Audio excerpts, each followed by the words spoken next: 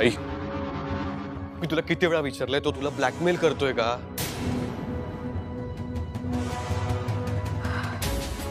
वेदांत, मला असं वाटतं आपण या विषयावर नको बोलायला आता. आता तू जे काही केलंयस ना त्याबद्दल बोलूया. वेदांत, राजीनामा मागे घे. आई, हे बघ, माझी कंपनी, आपले पैसे हे महत्वाचं नाहीये. तू मला सांग ना, तू कसल्या प्रेशर खाली आहेस? आई बोल ना. अगं मी क्लिअरली ऐकलंय, त्या पुरुषोत्तमने बाबांच्या चुका अंगावर घेतल्या, तसं तू बोललीस. बोल ना आई, तू काय ऐकतेस त्याचं एवढं? आई काय आहे, बोल ना. आई तू ना, तू एक मिनिट इथे बस, इकडे बस बस बस बस. आणि आता मला सांग, काय झालं? अगं तो पुरुषोत्तम गुंड आहे. त्याने तुला आणि मला हार्म करेल अशी काही धमकी वगैरे दिली आहे का? तसं असेल तर आत्ताच्या आत्ता सांग. मी त्याला ना उद्याच्या उद्या धडा शिकवतो. आणि तसंही मी त्याच्या मागे आहेच ग. हे असं काही करायचं नाहीये वेदांत. तू बस इथे, तू बस बस बस. मी काय सांगते ऐक. सगळं व्यवस्थित चाललंय ना? तू काय या सगळ्या भानगडीत पडतोयस? आई, हे माझ्या प्रश्नाचं उत्तर नाहीये. वेदांत, अरे मी नवीन सीईओ नेमलाय म्हणून तुला राग आलाय ना? अरे चांगली मुलगी आहे ती. आई पण काय काय गरज आहे नवीन सीईओची? वेदांत, अरे काय करतोयस तू? तुला कळत कसं नाहीये? हे बघ, आता तुझं लग्न होणार आहे. तुला वेळ नको का मिळायला? सांग मला.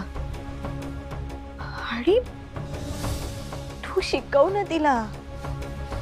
तू शिकव तिला सगळं काम. करेल ती. तू काय या छोट्या छोट्या गोष्टींमध्ये अडकतोयस? आणि हे बघ, आता गैरसमजातून तुला अटक झाली होती. उद्या खरंच एखादा अपघात झाला तर तुला जेलमध्ये जावंच नाही लागणार. अरे त्या मुलीवरच जी काय व्हायची ती कारवाई होईल. कळतंय का तुला?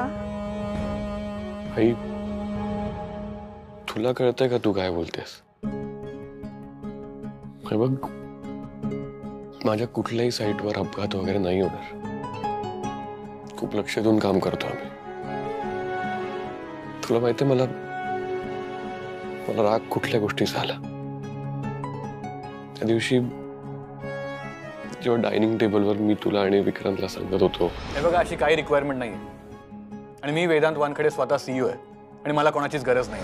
अगं, कोणतरी मलाच कॉल केला आणि विचारत होते की VW इन्फ्रा मध्ये सीईओच्या पोझिशनसाठी रिक्रुटमेंट सुरू आहे का?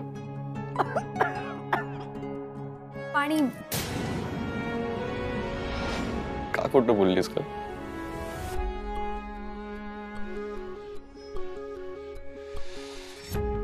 दिस इज नॉट डन. आई म्हणजे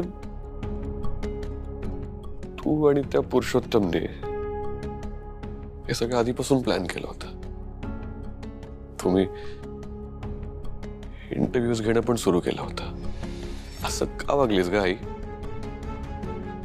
एकदाही माझ्याशी बोलावं असं वाटलं नाही का तुला? कोण आहे का मी तुझा मुलगा की वैरी? आणि एवढं सगळं झाल्यावर म्हणतेस राजीनामा परत घे. नाही घेणार. राजीनामा परत नाही घेणार. आणि त्या पुरुषोत्तमला पण दाखवतो कसा सरळ करतो बघ मी आता त्याला. कंपनी चालवायची ना तुम्हाला? चालवा. मी अजिबात मध्ये पडणार नाही. आता तू बघ, मी पुन्हा कंपनी उभी करणार माझी. आई बोलू दे मला. वाट लावली ना माझी तुम्ही. आता बघ, हा वेदांत वानखडे कसा परत उभा राहतो ना ते बघ. तू फक्त नावापुरता अधिकार दिलेस का मला आणि म्हणतेस हे माझ्या भल्यासाठी. माझी सायनिंग ऑथॉरिटी काढून घेतलीस. बिडिंग करायचं नाही, मीटिंग्स अटेंड करायचं नाही. मग काय करू ऑफिस मध्ये येऊन? का तुमच्या नवीन सीईओ ची मदत करू, तिला शिकवू, तिला मोठं करू? का तुम्ही मला पगार देणार म्हणून? आई अगं नकोय पगार, नकोय मला, नकोय पैसे. ही कंपनी ना पैसे कमवण्यासाठी फॉर्म नव्हती केली मी. आणि आई लक्षात आहे का तुझ्या, जेव्हा ही कंपनी फॉर्म केली होती तेव्हा मी पहिले 3 वर्ष पैसेच घेतले नव्हते. अगं खर्चासाठी तुझ्याकडे पैसे मागायचो, विसरलीस? आणि आई सगळ्यात महत्वाची गोष्ट, VW इन्फ्रा, नूतन वानखेडे आणि वेदांत वानखेडे या आई आणि मुलाची कंपनी होती. मग पुरुषोत्तम काय येतोय मध्ये? हे बघ, मान्य आहे तो बाबांचा उजवा हात होता, मान्य आहे तुझा त्याच्यावर खूप विश्वास आहे, पण म्हणून माझी स्वप्न डिस्ट्रॉय करायचा हक्क कोणी दिलाय त्याला?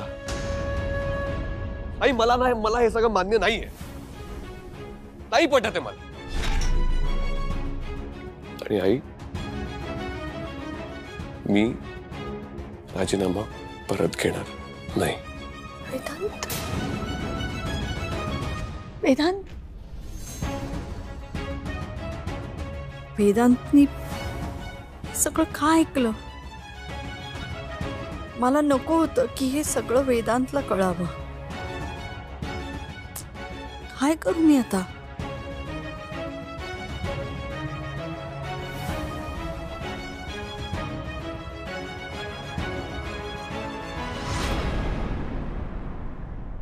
मला स्वप्नात सुद्धा वाटलं नव्हतं की वेदांत राजीनामा देईल. आपण जो विचार करतो त्याच्या अगदी विरुद्धच वागतोय तो, घडतंय सगळं. हो पण आता ह्यानी राजीनामा दिल्यावर करायचं कसं? कोण सांभाळणार एवढी मोठी कंपनी? हे बघा, मी त्याला खूप समजवण्याचा प्रयत्न केला. त्याला सांगितलं जे काही करतोय ते तुझ्या भल्यासाठी करतोय. तर मला म्हणाला की ही कंपनी माझी आहे, त्यामुळे नोटीस वगैरे देण्याची गरजच नाहीये. उद्यापासून मी ऑफिसला येणार नाही. आणि हेही म्हणाला तुम्ही 3 जण सांभाळा कंपनी. हे सगळं बोलताना तो इतका शांत होता ना की माझ्या पोटात गोळा आला. कायम चिडचिड करणारा वेदांत इतकं सगळं होऊन सुद्धा एकदम शांत होता. या सगळ्या गोष्टींचा मॅडम आपल्याला फार बारकाईने अभ्यास करावा लागणार. जायला नकोय. त्याच्या आणि माझ्या संबंधात तणाव असला, ताण असला तरी त्याची हुशारी मी कधी नाकारली नाही. मला असं वाटतंय की वेदांच्या ह्या सगळ्या वागण्याच्या मागे त्याला कोणाची तरी फूस आहे. असू शकते. पण आता मला सांगा काय करायचं आपण? आपल्याच्यानी होणार आहे का? मी त्या मुलीला बोललोय, म्हणाली सांभाळेन म्हणून. हुशार आहे ती. इतक्या कमी वेळात इतकी मोठी जबाबदारी टाकायची तिच्यावर? अजिबात काळजी करू नका मॅडम. तुम्ही घरी जा, बोला त्याच्याशी, होईल सगळं व्यवस्थित. तो जायला नकोय. ठीक आहे, बघते बोलून. येते.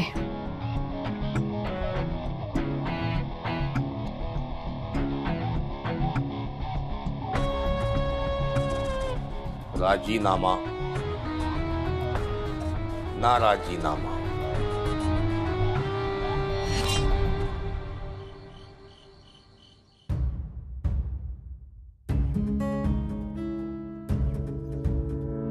दादा तू रिझाईन केलंस?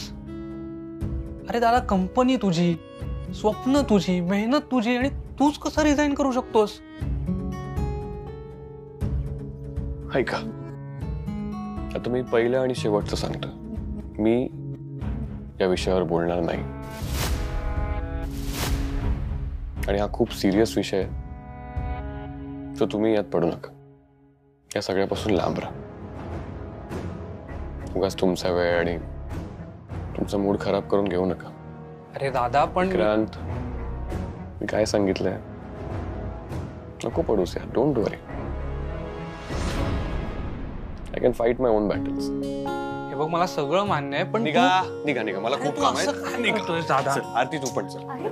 अरे मला खूप काम आहे, तुम्ही निघा. तू ऐकून घे माझं. ऐक, मला माहिती आहे तुम्हाला माझी खूप काळजी वाटते, पण डोंट वरी, सगळं व्यवस्थित होईल. जा आता. Good night. आता निघा, चला. Good night. चला.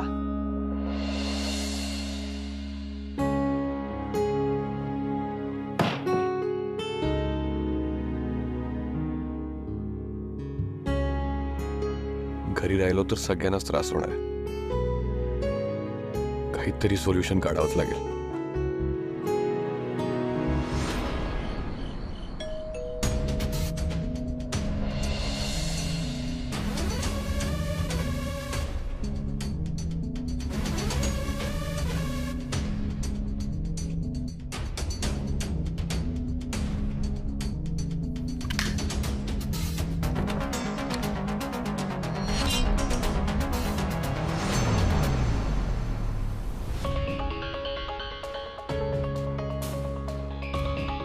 या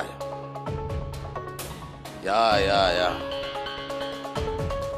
सर वेदांत वानखेडे, फार बरं वाटलं तुमचे पाय आमच्या या छोट्याशा झोपडीला लागले. ते अलभ्य लाभ, अलभ्य लाभ. बोला काय घेणार? चहा, कॉफी?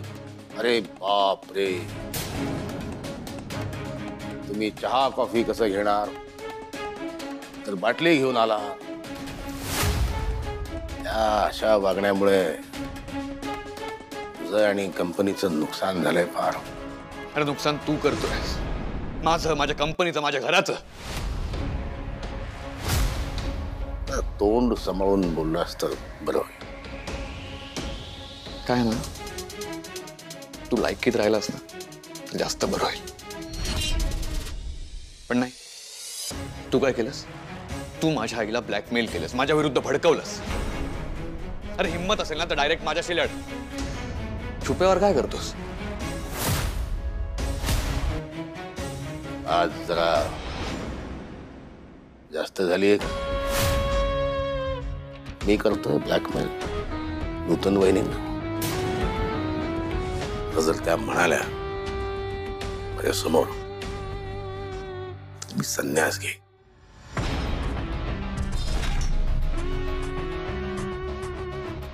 संन्यास तर तुला मी घ्यायला लावणारच आहे. काय ना, VW इन्फ्रा ही कंपनी मी उभी केली. शून्यातून विश्व निर्माण केलंय.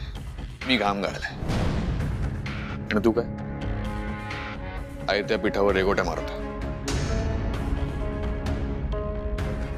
ते आणखीन मोठी करता आली असते ना. यश मिळालंय तुला, ते टिकवणं अवघड असतं. मी तर राजीनामा दिलाय. बघ तुम्ही काय दिवे लावताय ते. दिलाय ना राजीनामा आता. ठीक आहे, तुम्ही मोकळे, आम्ही मोकळे, पण इतकी हमी देतो की आम्ही कंपनीचा कारभार अतिशय उत्तम चालू. कंपनीचा कारभार उत्तम चालू सोपं वाटतं का?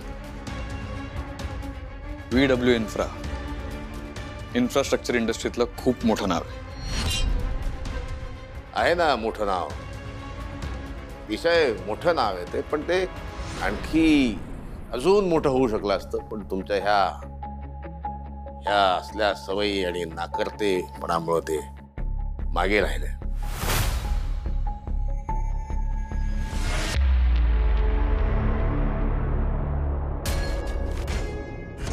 पुरुषोत्तम गुडपल्लीवर साहेब, इन्फ्रास्ट्रक्चर म्हणजे काय? बरं जाऊ द्या. इन्फ्रास्ट्रक्चरची स्पेलिंग तरी माहितीये का? हेच हेच याच्यामुळेच तुझी अशी अवस्था झाली. तू माझं सोड रे, तुझं बघ. तू ना लांडगा आहेस, लांडगा. आणि लांडगा फक्त लचके तोडू शकतो, पण जो वाघ असतो ना, तो लचके तोडणाऱ्या लांडग्याच्या कळपात शिरून कधी शिकार करू शकतो. आणि आता काय, मी कंपनीतून बाजूला झालोय. दाखव कंपनी चालवून. वशिला लाच याचा वापर न करता प्रोजेक्ट मिळवून दाखव. आणि मी कंपनी सोडली. आता बघूया तुम्ही काय दिवे लावताय. आणि पुरुषोत्तम गुडपल्लीवर साहेब सगळ्याचा हिशोब करणार, तेही व्याजात सकट. लक्षात ठेवायचं.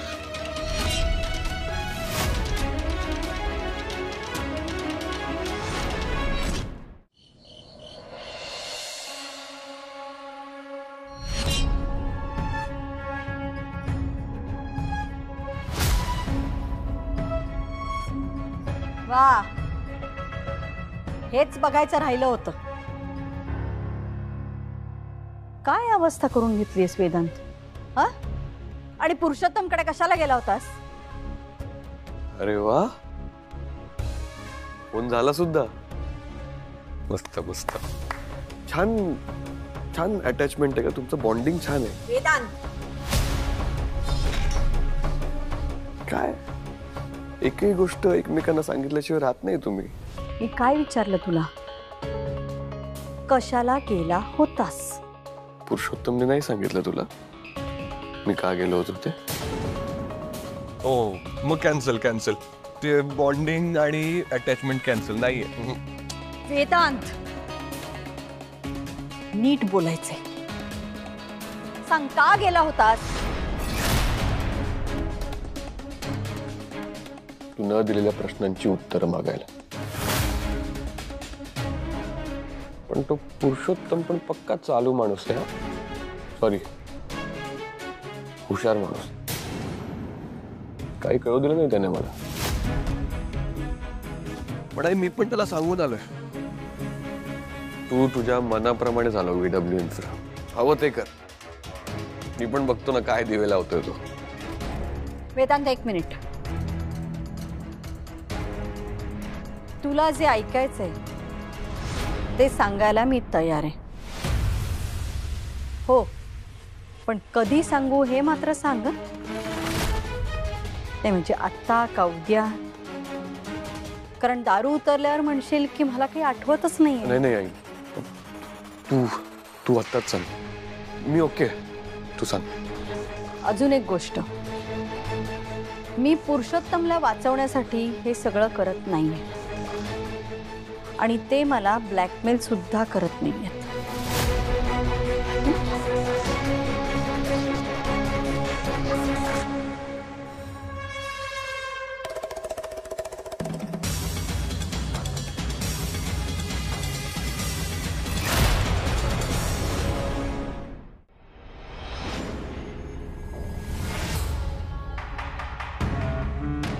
इधर वानखेडे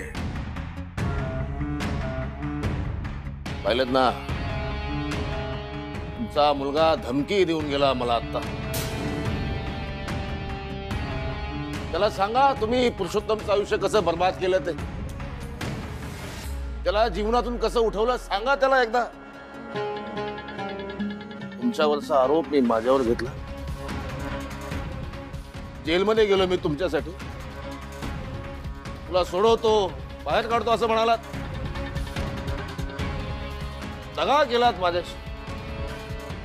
वानखेडे, आयुष्यात उठलो मी. माझं प्रेम मला सोडून गेलं. दगा. पण तुम्ही जे केलं त्याची शिक्षा तुम्हाला मिळाली. मेलात, गेलात वर, तर वेळ तुमच्या मुलाची आहे. त्यालाही पाठवतो वर.